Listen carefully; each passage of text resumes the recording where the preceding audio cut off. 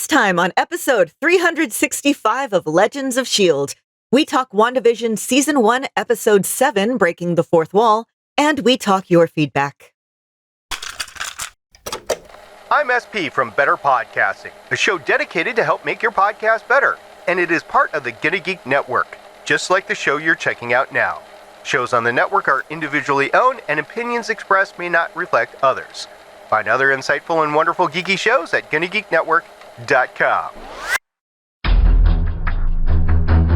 You have been granted clearance by Director Alfonso Mack Mackenzie. Stand by for a S.H.I.E.L.D. debriefing.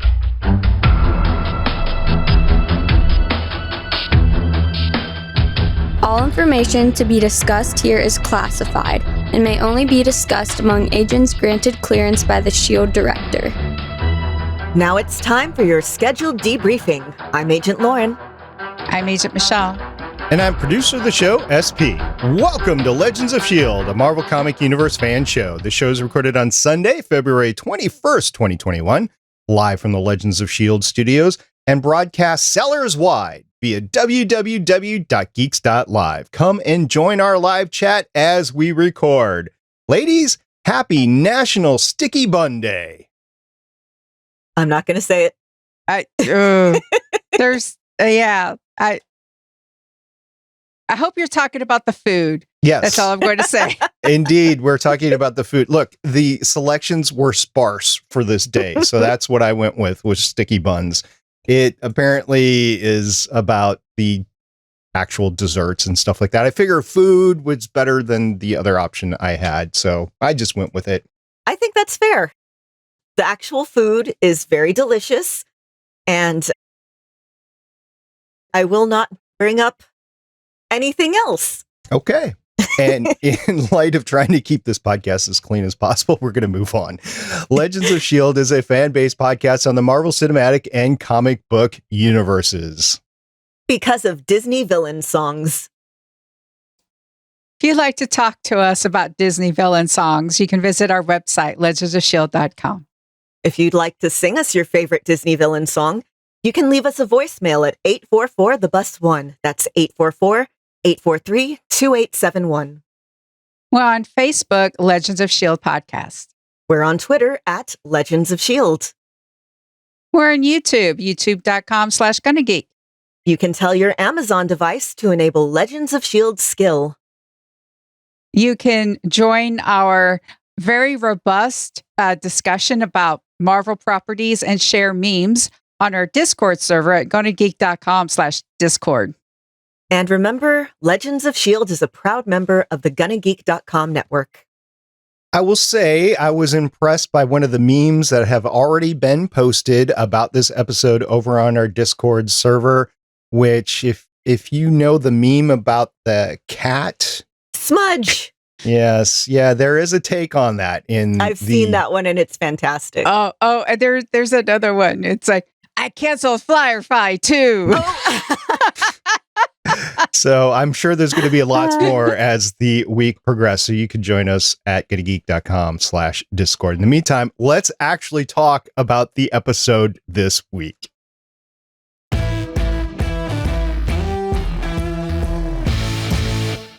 Episode 7 of WandaVision Breaking the Fourth Wall was dropped to Disney Plus on February 19th, 2021. Lauren, why don't you break down the creative team for the episode? This episode was directed by a familiar name by now, Matt Shakman, who has 51 directing credits since 2002, starting with 1 of Judging Amy, 1 of 6 Feet Under, 2 of Everybody Hates Chris, 3 of Ugly Betty, 5 of House, 5 of Psych, 4 of Revenge, 6 of The Good Wife, 2 of Game of Thrones, and 9 of WandaVision. Now, I would love to actually interview Matt because since he did 9 episodes, bing, bing, bing, bing, bing, it must have been incredibly difficult for him to do that because it's all in one set, really. It's all in one sound stage. You kind of figure, or one lot or whatever. So it's not like they have to go around too much, but my hat is off to Matt, thinking of all this different work that he had to put in each individual episode. I don't even know if they filmed them as episodes or if it was just one, from the beginning all the way to the end. I don't know. So I need to look that up. Michelle, who wrote this episode? This episode was written by Cameron Squires, has 2 writing credits starting in 2018, 3 Final Space, 1 Wandavision, and the showrunner is Jac Schaeffer. Wandavision is her first series produced and has 6 writing credits, including Timer, The Hustle, Wandavision, written 1 episode, and Black Widow. I'm wondering, I just connected this. I'm wondering if that's why Emma Caulfield's on the show. She was the star of Timer. Probably. It's a link there with Jac. Yeah. Yeah. People like working with people they had good relationships with professionally.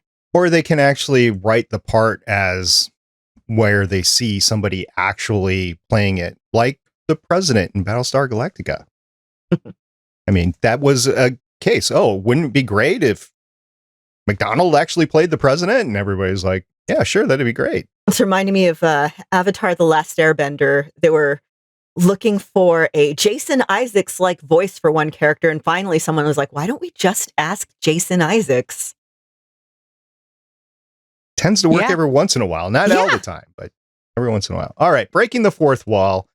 I was looking forward to this because I like breaking the fourth wall in good productions, and a lot of sitcoms in the 20-teens had this going on. The Office, Modern Family, that sort of thing. But what is the essence behind the title, Breaking of the Fourth Wall, Michelle? Well, you have a lot of people talking to the camera. You have Wanda realizing that she's responsible and talking. And then you've got, of course, Monica breaking through the barrier again. And then we finally have Agnes coming out of, the shadows, breaking that wall and realizing, that she's Agatha. So we got a lot of breaking of walls and some questions answered, many more came up. But yeah, I think this was going on. Yeah, this is also the 2000s is the time period when breaking the fourth wall as a narrative choice in TV also became more of a thing. Like, you've probably seen the memes. It's like stares into the camera like The Office. And you had that naturally with The Office, with Parks and Rec, with Modern Family, where it's people who are basically, they know they're on a TV show, so they're talking directly to the audience. And that's kind of what was happening here. I heard at one point in time that it was symbolic because when Monica was thrown out by Wanda, she literally went through 4 walls on the way out. I didn't realize that until this title came up, and I was, doing some research, looking at the internet, and somebody pointed out, yeah, Monica actually went through 4 walls. They 100% knew what they were doing with that. Right. Everything about this, there is nothing that is put in these episodes that is by mistake. It is all either relevant directly to the story or some sort of Marvel Easter egg. I don't know what I was going to say there, Marvels or whatever. And some sort of Marvel Easter egg. So I've really enjoyed the quality of production that we've been getting. And I don't know, what do you guys think? So we covered all of Agents of S.H.I.E.L.D. How would you rate the quality of the production of these 9 episodes versus all of the episodes for Agents of S.H.I.E.L.D.? Do you think the quality here is better?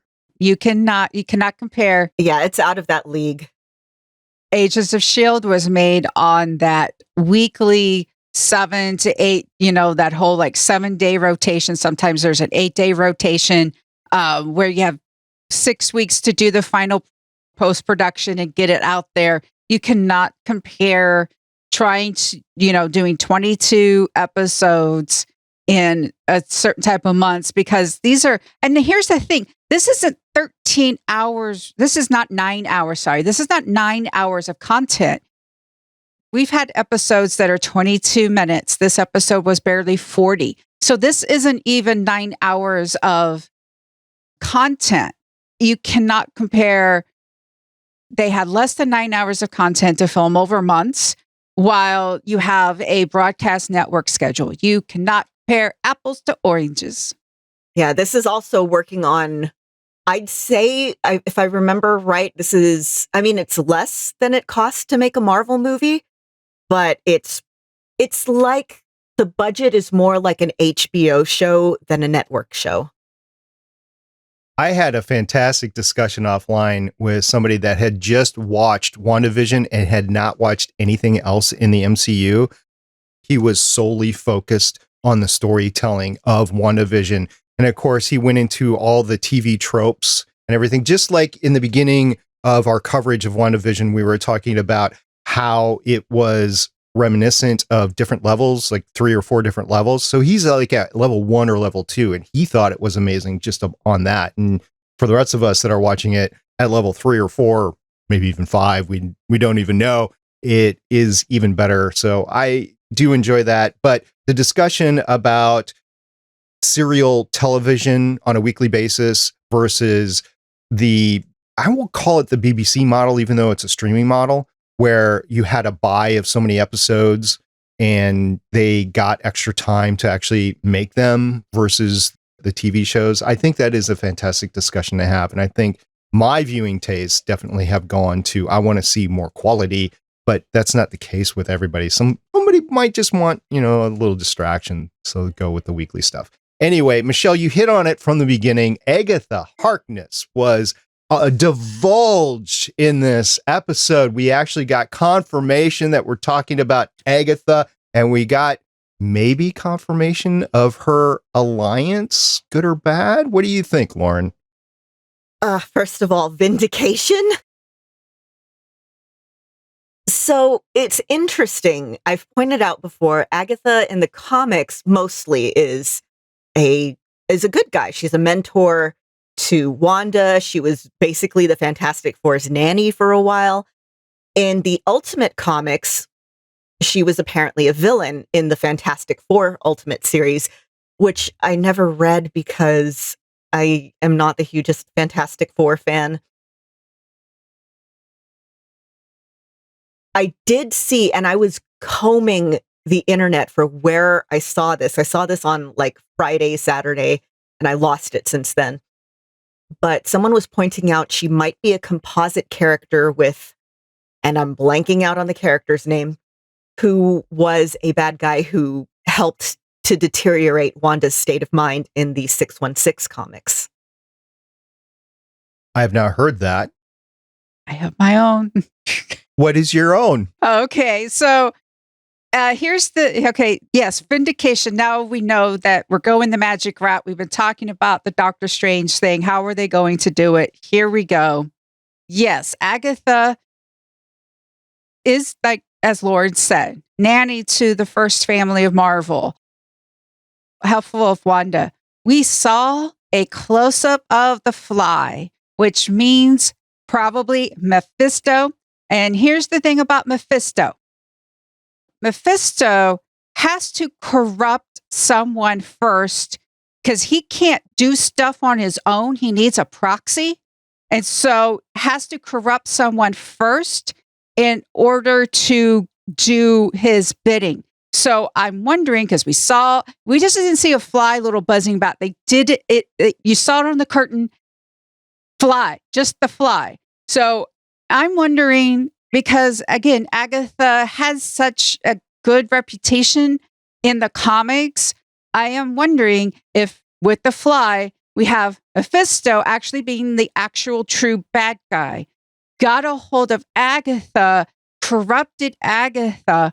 Agatha got a hold of Wanda, and we are now, having Wanda, mature her powers.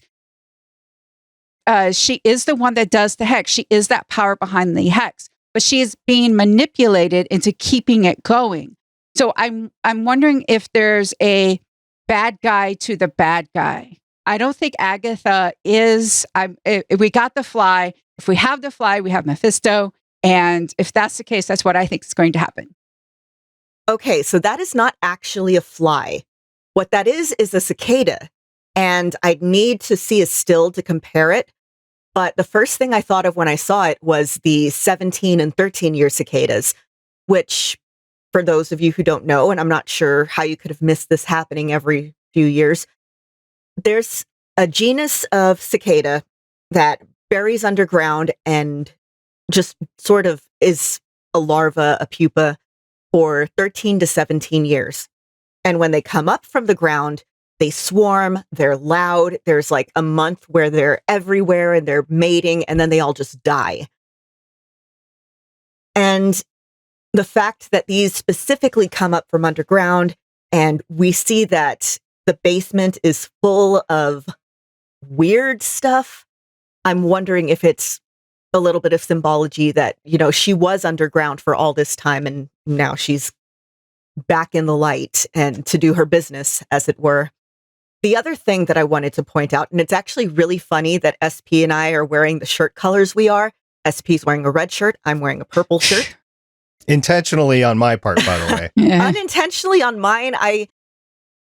So I live in Texas. We had that big winter storm. I can't do laundry. I only have a limited number of clean clothes right now. But anyway, every time we see Scarlet Witch's magic, it's red. We see her wearing red clothes, like a lot. It's very tied into her character. I'm thinking specifically of a scene here where she's at kind of her most powerless and she's not wearing red. She's in gray. Agatha, as we see her magic, is purple. And once the show skips to color, you can see her wearing little hints of purple and then just full-blown purple blouse this episode. Again, symbology there. As she's bringing up her powers, she's, again, coming more out in the open. I saw this pointed out somewhere. The outside of the hex is red, yes. The inside, anytime we see someone get pulled through it, is like a bluish purple. I'm kind of theorizing that Wanda didn't so much create the hex and everything in it. She's holding its effects in, and Agatha is the one who's pulling the strings in there. Ooh, if we have purple, then that would be the dark dimension. Yep. So a lot of people keep bringing up Mephisto because we have the twins, and Kevin Feige's been teasing Young Avengers since 2018, and then of course got the Fox toys, and with Monica, and then again with Agatha, that brings along again, because they have the Fantastic Four. There's rumors that they might bring in the Fantastic Four before anything else, and we didn't see Monica's guy, so we just saw the stuff. So we really, if that's her guy, then I guess that's her guy. So it's just one of those things, because also Agatha can move through space and time.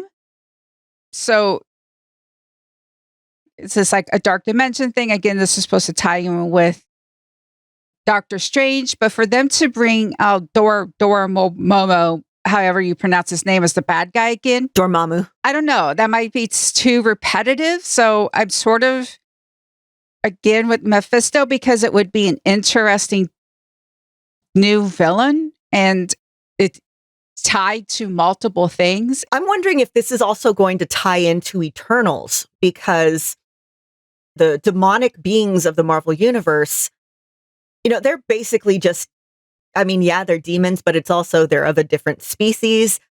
We know about Celestials.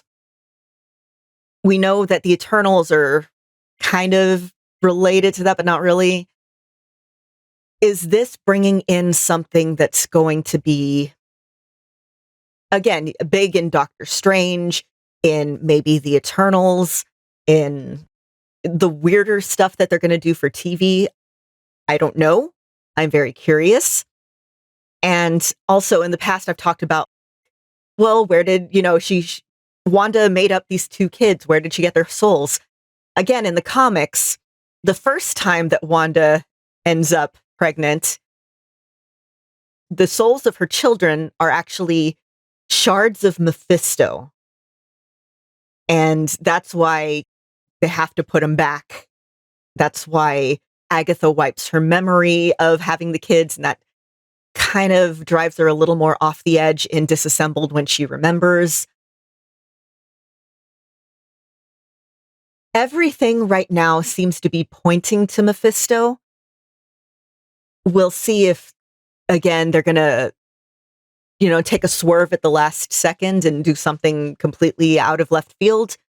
But I think right now it's a pretty safe bet to say that we're getting Mephisto.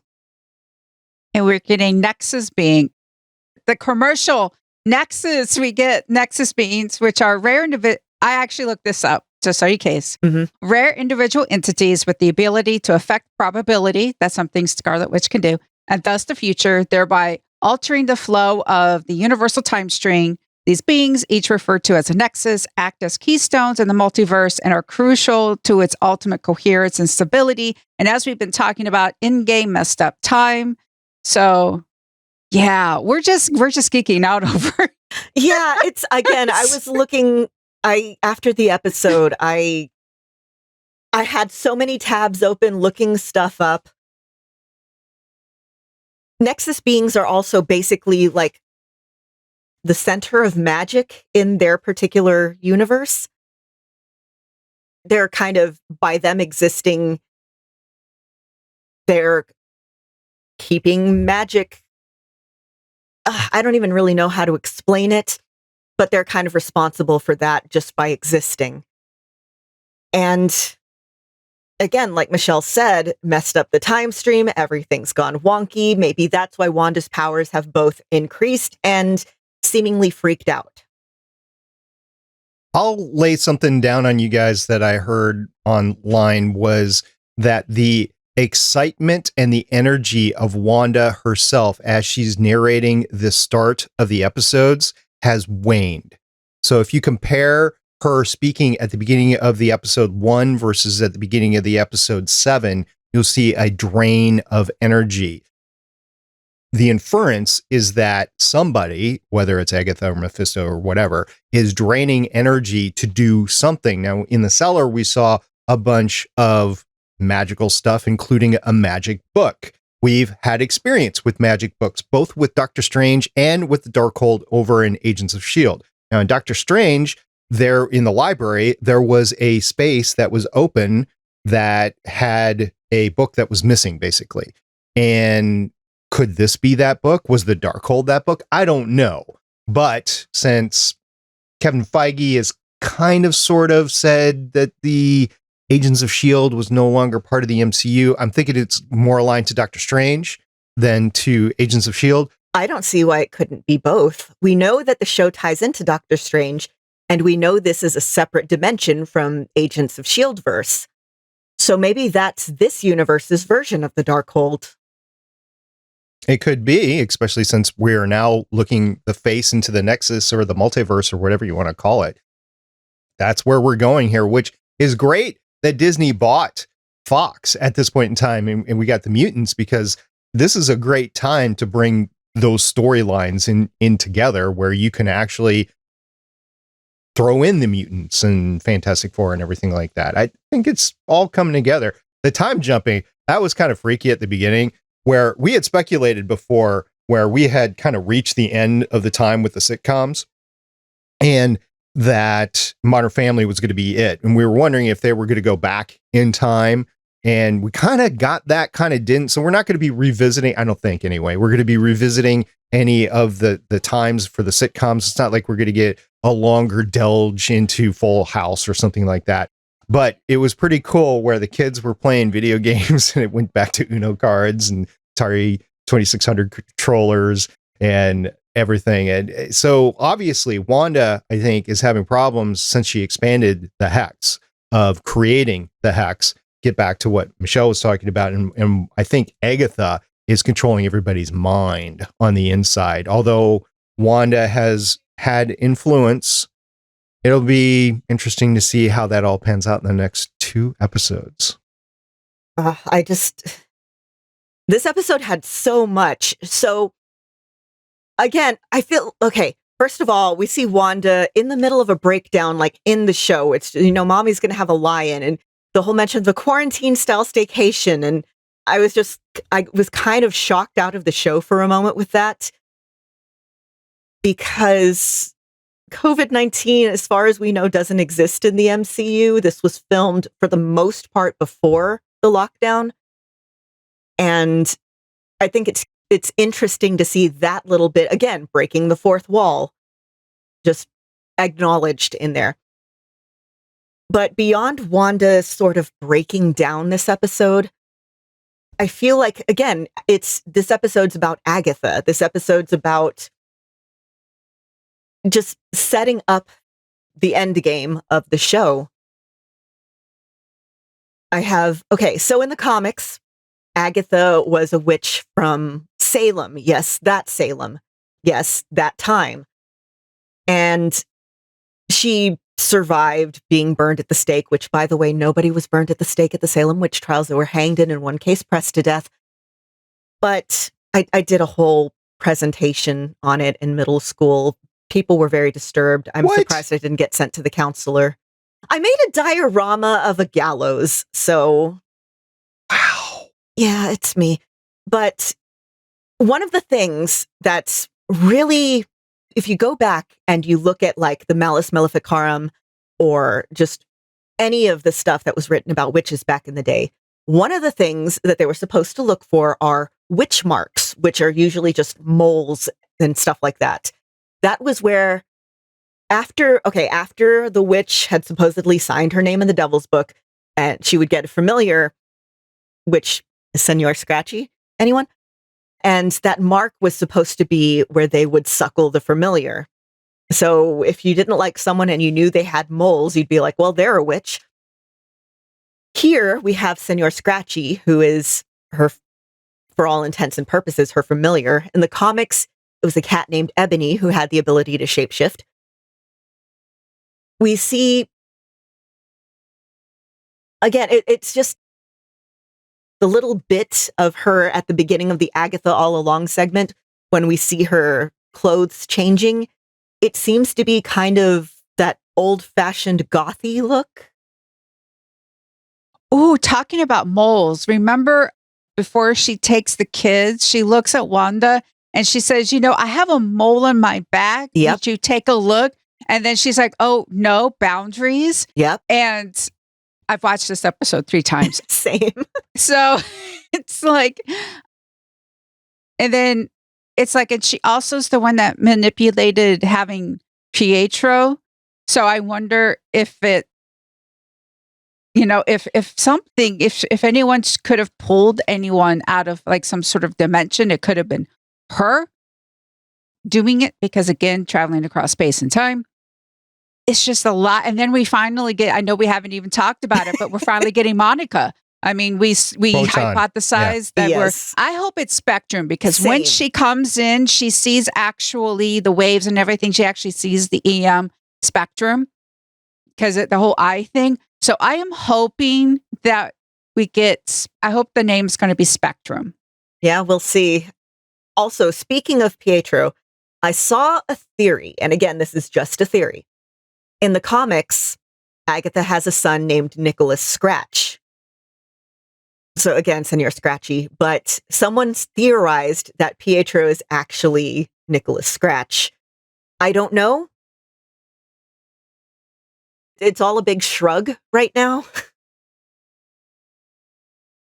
I don't know. I saw Pietro there at the end, and I'm sorry, I forgot to bring this up when we were talking about the Darkhold.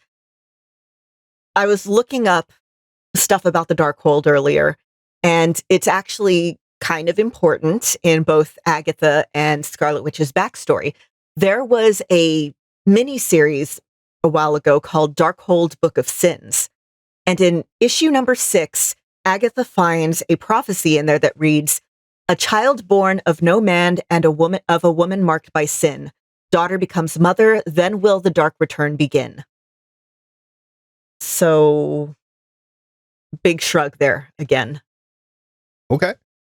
Other things to note, we have the TV signal that doesn't exist anymore, so none of this was being broadcast anywhere. I have somebody pointed out that if you notice, by the time Modern Family came out, broadcasters had to go over high definition. Yep. So older televisions with the antennas wouldn't pick it up. So, I mean, I understand if it's still not broadcasting, like if they can't, but Darcy's the one that actually read, and Darcy ended up in the Hex as the escape artist and then driving Vision around and explaining to and stuff. So is it not broadcasting or has it just switched? 3 things about this episode being set in the 2000s. 1, exactly what Michelle said. This was when broadcast switched over. So it could still be broadcasting. Who knows? 2, again, breaking the fourth wall. It is broadcasting. It's broadcasting to us, the audience. And 3, we've noticed before, there's nothing after the credits. This episode was the first one. When did mid-credit scenes start getting popular? In the 2000s with the MCU stuff specifically. Yeah, I mean, the first one was Ferris Bueller's Day Off. That was the first end credit scene anyway. Yes, but they didn't get, it wasn't a thing like, you have to stay till after the movie. And then it became Marvel's thing to set up the next movie basically in the end credits and mid credits. All good points. I tend to think that there just isn't a broadcast anymore because as incompetent as I think most of S.H.I.E.L.D. is, I think they would have searched the spectrum and been able to find a TV broadcast. Hayward is obsessed with finding Vision because we learn that he's putting Vision together. Does that make him ultimately evil? I don't know. Again, we've talked about the psychological damage the snap has done, so I don't want to go over that again. But we've learned that he wants to put Vision back together again. And with Wanda taking Visions, which we learned that from Darcy, she's been watching the show for a week and that it's been a few weeks since Endgame because Vision is talking about all the trauma that she recently has been through. And he's starting to understand, even though he has no idea who he is. Yeah, we also, in response to turning Vision into a weapon, the project was named Cataract. Cataract is a thing that obscures your vision. Which is in the comics, what was done to Vision was to try to obscure what he was thinking or whatever viewing so that they could use. So was Wanda stealing the body actually a rescue mission? Yeah. So this gets me into where we're going to go, and I'm going to cut this short because I don't want to go into everything. But one of the things that I think we're going to get next week is maybe a rewind where we do get to where what caused Wanda to steal Vision back and what caused her to create the hex to begin with. I think that we're going to get a rewind next week. We might not. I don't know. But I think it would be good storytelling to get the rewind next week and then the following week come with a conclusion. I think you're right. I think next week is definitely going to be the setup to the end. Aside from that, what we have is Vision that is coming back towards Wanda in his home. We have S.H.I.E.L.D. set to invade the hex. I have no idea if they're going to get in or not because of all the problems Wanda had. Monica had. By the way, Monica was driving what I consider to be a knockoff of one of the rovers from The Martian. It absolutely is. I saw that and I was like, I've seen that before. Exactly. So it could be a different style of expeditionary vehicle or whatever, but it was like straight out of The Martian for me. Even more things that this could be setting up Fantastic Four. Canonically, the Fantastic Four get their powers by cosmic radiation when they go to space. That is clearly a space vehicle. Well, their biggest armored space vehicle, whatever. So, Michelle, tell me this, since we were pontificating about this for weeks now, are you satisfied with knowing who the science, quote unquote, guy is right now? Or do you think there's somebody else behind the scenes? Well, we really don't know who the guy is. I mean, we find out that we have people loyal to Monica within S.H.I.E.L.D. We might not, there could have been someone, because it says like, was this made to your specs? And she's like, yes. So could Major been just a delivery person and we still don't know? That's what I assumed because she said guy. I know that people are like, I say guys for everyone, blah, blah, blah. But when you say guy, you think male. This was very specifically a woman. I think, again, we've talked, their attention to detail in the show is so good that I think they very deliberately picked a woman so that we would know this is not her guy. Very well could be. We just got a question in the chat. What do y'all think about the rumors that the next 2 episodes are each over an hour long? I haven't seen anything on IMDb. I haven't seen them credited or anything, but I could definitely see that. Okay, this goes back to your original timing, and I haven't timed the last 2 episodes. Did you time last week's episode after we recorded? Because you said you might do that. I did not, but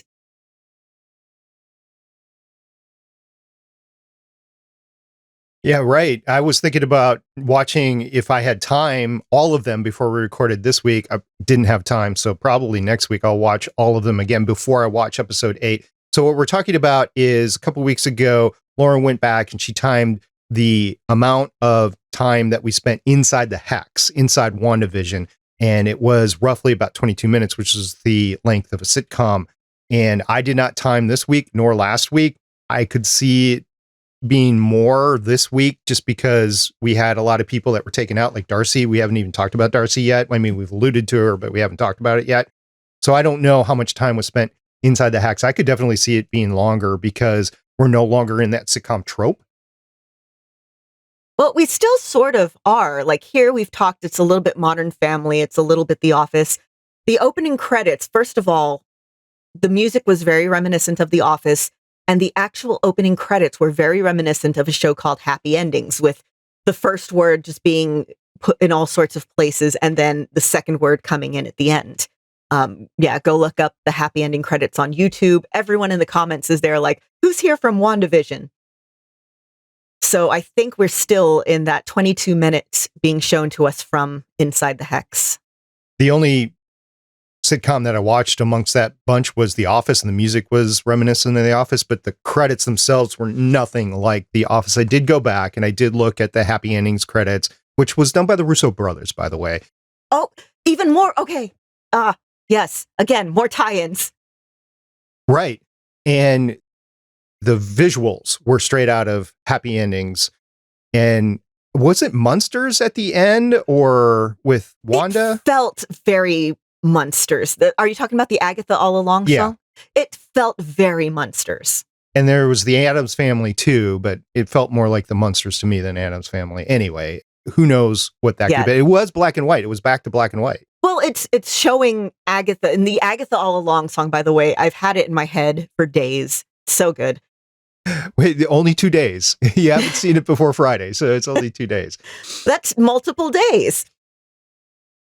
Michelle, let's talk about Darcy. I mean, we've alluded to her several times. Let's talk about, because Darcy is now in the hex. She's now inside the television show.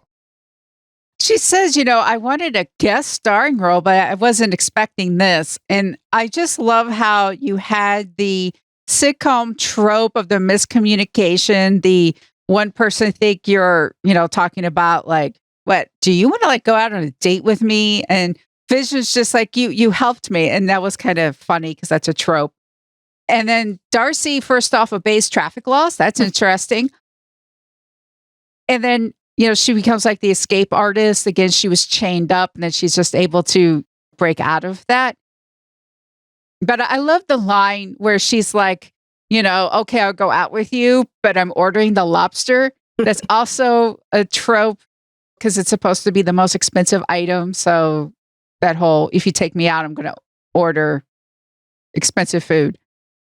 The strong man that was there, who was the one who was like, hey, the lions are done. You're up next. That is, in fact, the agent who handcuffed Darcy to the truck.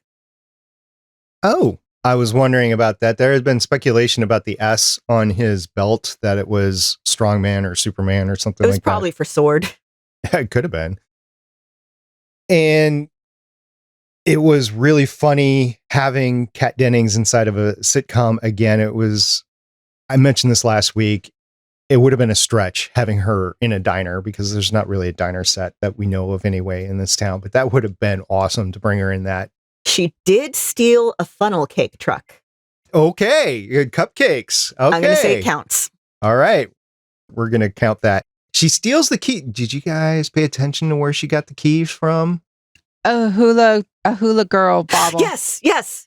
Yeah, that I tweeted about that when I was live tweeting the episode. Where else have we seen a hula bobblehead thing on in a van? Episode 1, Season 1, Agents of S.H.I.E.L.D. inside the van. Which I think might be a hint that, yes, that book is, in fact, this universe's version of the Darkhold. Could be. Again, there's too many, the show has been too attentive to too many small details for stuff that you are supposed to notice. It's at the center of the screen for this to be an accident. Really quick, I was really impressed with how they did Spectrum Photon Monica. She did the 3-point landing, her eyes glowing. We saw what she was seeing out there. I think that was an excellent origin story for a superhero in Marvel, even if it's in WandaVision and not on the big screen. I really enjoyed that. The voices as she was forcing her way through that conversation. I wrote that down. If you want, do you want me to? Yes, please. Oh, okay. Hold on. I'm scrolling. I'm scrolling. Okay, here we go. Voices as it enters the hex. Maria, no, I can't. I can't leave Monica. Young Monica, Mommy, it's okay. I can stay with Grandma and Pop. Maria, there's no way I'm going, baby. It's too dangerous. Young Monica, Mom, maybe I could fly up and meet you halfway. Fury, only if you can learn to glow like your Aunt Carol. Maria, and you were the most powerful person I knew. Dr. Harley, your mom, she died, honey. Woo, she was truly an inspiration. Sorry. And then there's a no. And then it ends with Carol. Your mom's lucky. When they were handing out kids, they gave her the toughest one.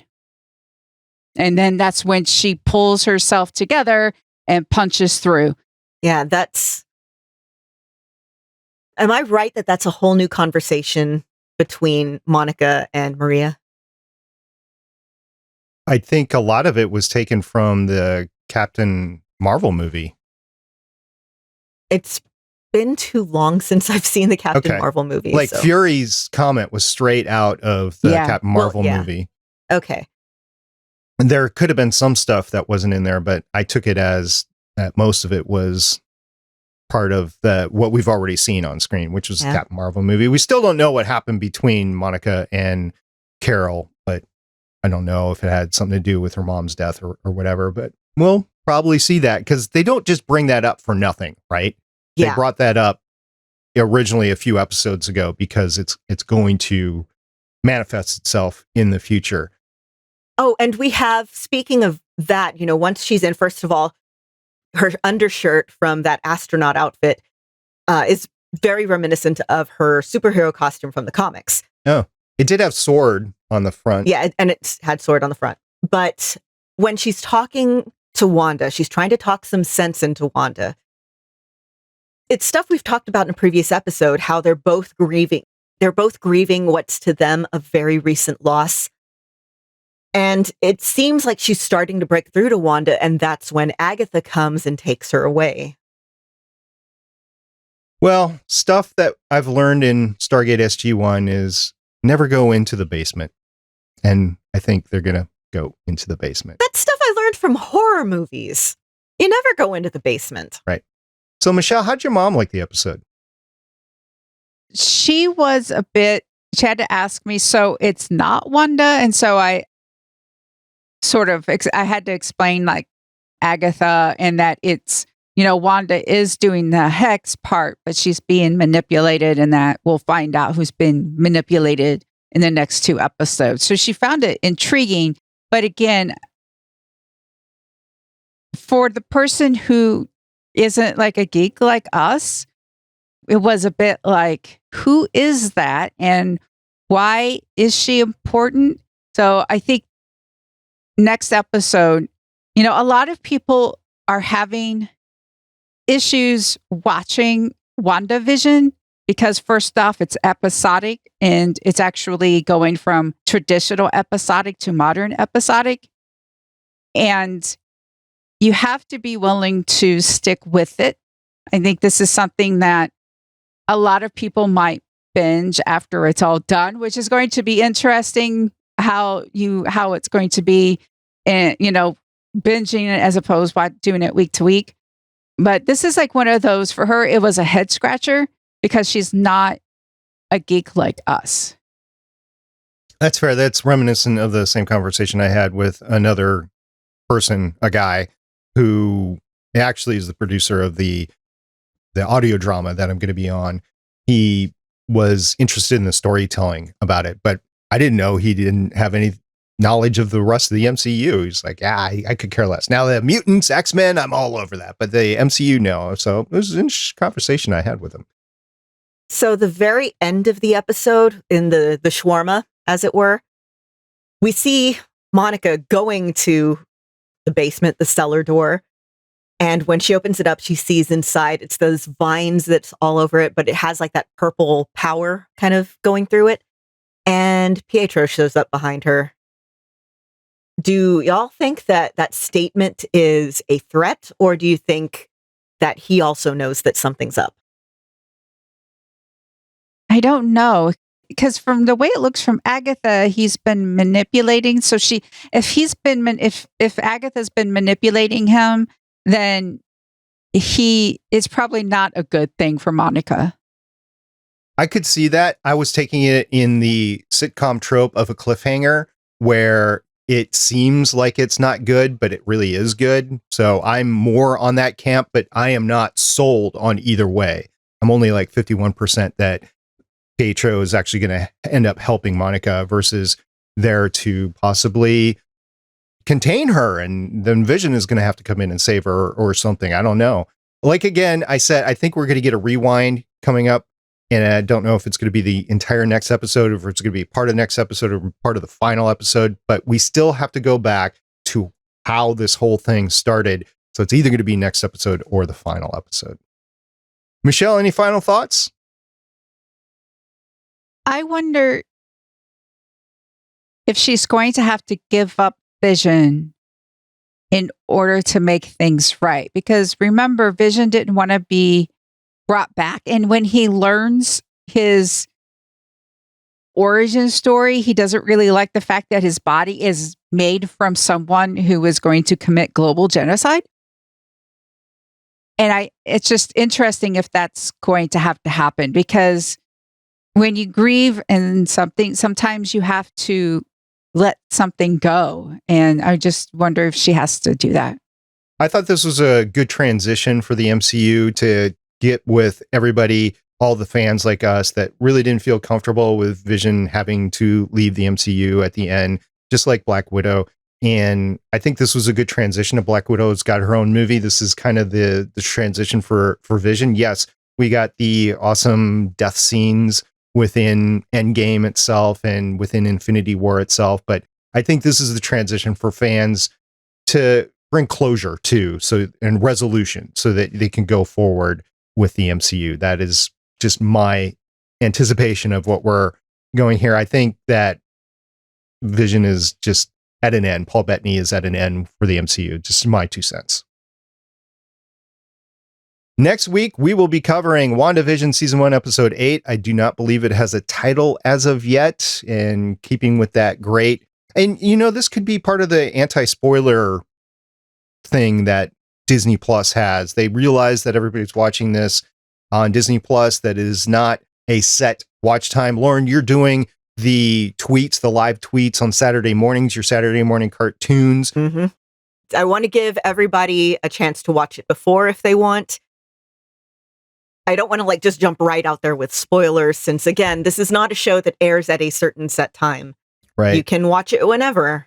So I think the title thing is probably Disney Plus's attempt at trying to keep spoilers out, but just by them saying, hey, let's not spoil next week or not. Anyway, we know there's 9 episodes. We know next week is episode 8. We don't know how long it is. We don't know what the title is, but we will be talking about it next week. In the meantime, we're going to run down some feedback that we got from all of you.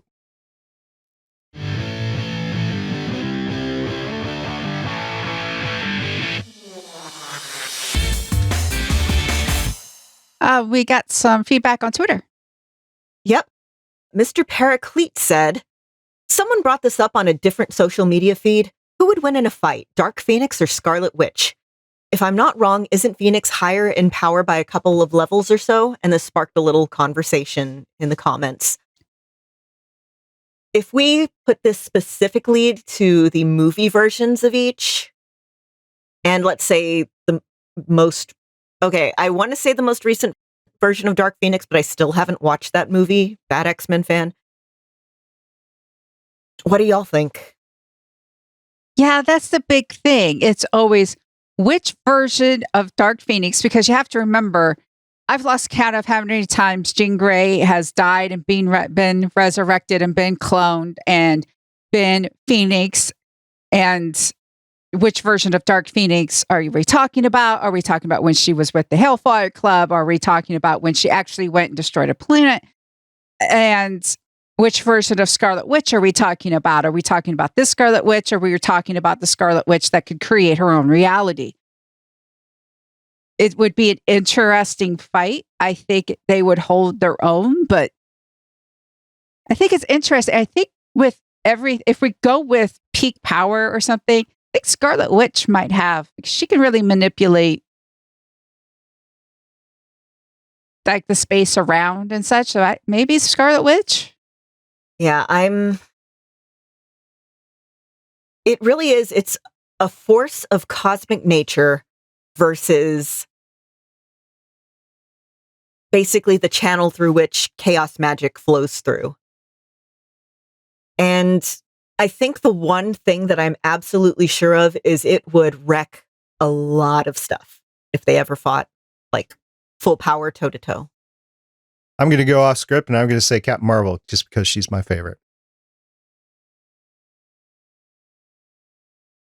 We also have from Andy Mingna on Twitter, in response to the live tweet when I was like, hey, the Nexus, or the Oslo, it says faculty, but I think facility, where Tony located Jarvis. And I had to go back to look because honestly, I haven't watched Age of Ultron since it came out in the theaters.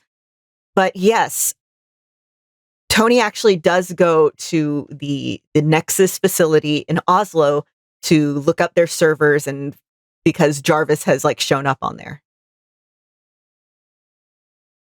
Yeah, we do know that this is in New Jersey, though. We do know that for whatever reason, that Westview, New Jersey is where the hex is.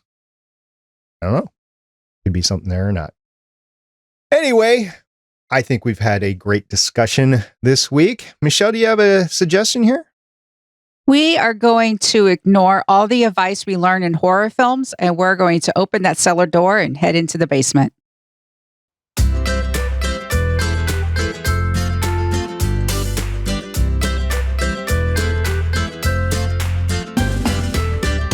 I want to thank everybody that has been downloading the podcast, everybody that has been coming in and giving us feedback, either on a Discord server, on Twitter, or even here on YouTube as we are streaming live at Geeks.live, 5 p.m. Eastern time on Sunday. So thank everybody for continuing to interact with us, because that is why we do this. We do this because we just want to talk about great things that are Marvel. So thank you. Related, thank you to the folks who have been showing up for the live tweet, whether it's while I'm live tweeting or after. I really love seeing y'all's comments, seeing just everything that you thought of during the episode, because let's face it, there's a lot going on in these episodes. So thank you, and see you on Saturday, I guess.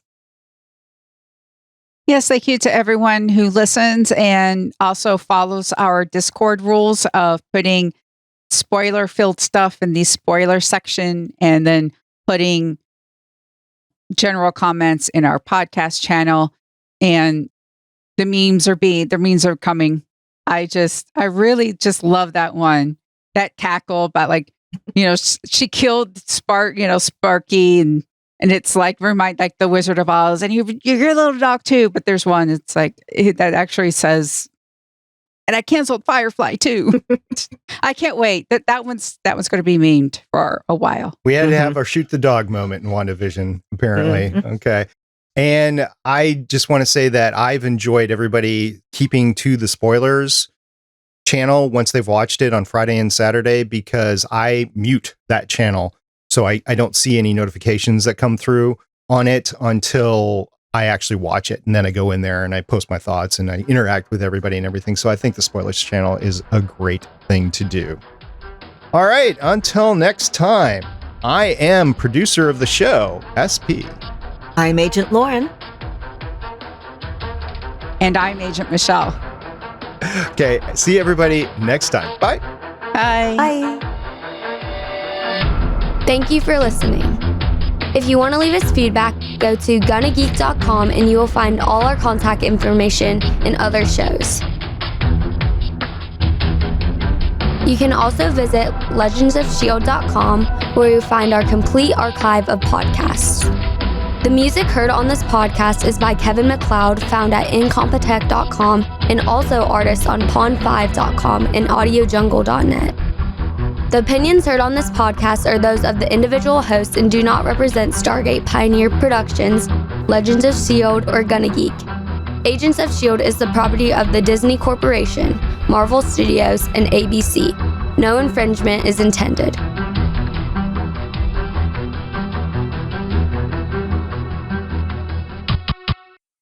Legends of S.H.I.E.L.D. is copyright 2013 through 2021.